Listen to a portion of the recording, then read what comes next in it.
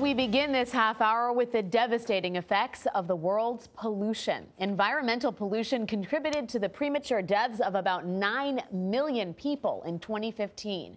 That is nearly 15 times as many deaths from war and all forms of violence. That staggering figure comes from a study published this week in the medical journal, The Lancet. Here's Werner. This guy is going to act like it's breathing with me. New Yorker Chelsea Yamada is wearing a special vest on her commute, measuring her exposure to air pollution. It's part of a multi-year study looking at pollution hotspots and the impact on cyclists' health. It's smoky, it's thick, and you get trapped sometimes if you're really in their tailpipe, sucking it all in.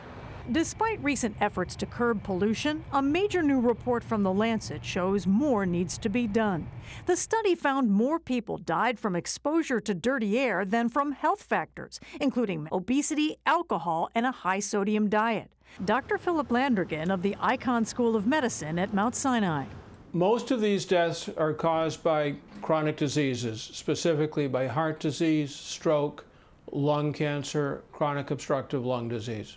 Nearly 92% of the deaths occurred in developing countries, with China and India most affected, and children are at the highest risk. But each year, pollution also kills an estimated 155,000 people in the U.S. Yet the report says pollution can be addressed. In the 45 years since the U.S. passed the Clean Air Act, air pollution here has dropped 70%.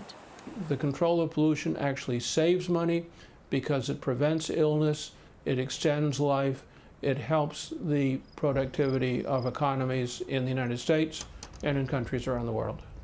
Dr. Landrigan points out that the gross domestic product in the U.S. has increased 250% since the Clean Air Act was put in place in 1970. He says that's proof that countries can have wealth and prosperity and clean air. Alex and Anthony?